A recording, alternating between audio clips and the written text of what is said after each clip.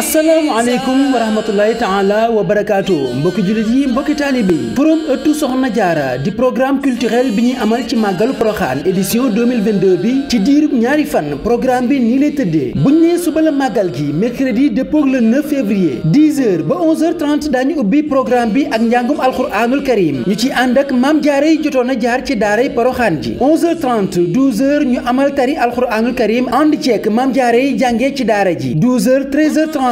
ñu amal panel bu mag jagleel ko daaray maam jaara ji ki koy animé di soxna Fama Ndiaye Khady Moustapha Bachir panéliste yi maanaam ñi ngi ciy dalal di sëriñ Afe Ñang soxna maam Awa Dem ak sëriñ Abdoulahi Diakhoumpa 13h30 15h ñu amal pause julli daal di xewlu 15h 16h30 ñu amal ay projection de film documentaire 16h30 17h ñu amal pause julli 17h ba 20h ngontu xasida lay doon ñu ànd ceeg sët ak sëtaatu sëriñ Basiiru Mbàkke yi di nafsi wa diini ak fulkul mash'un 20h 21h projection de film documentaire ci daaray Maam Jaara ji waajal conférence bu mag bi ñu fas yéene amal 21h ba 23h30 ñu amal ouverture officielle grande conférence bu sët ak sëtaatu Serigne Bassirou yi di amal di nafsi wa diini ak fulkul mash'un ñu tànn ci thème bu am solo di minanul baaxil xadim di téere bu Cheikh Mouhamadul Bachir bind ñu fas yéene cee waxtaanee taarix gi ak leeral jëm ci lépp loo xam ne dëxëñ na ko ci biir téere bi ki koy modéré di Serigne Makhtar Seck panéliste yi di Serigne Mountakha Mbacké moom Serigne Fallou Mbacké Bachir ak Serigne Alhaaji Ndiaye Thiargane ñii amal commentaire yi di Serigne Abo Mbacké ibnu Serigne Bassirou Mor ak Serigne Abdoul Hakim Mbacké moom Serigne Thierno moom Serigne Mountakha Mbacké Bachir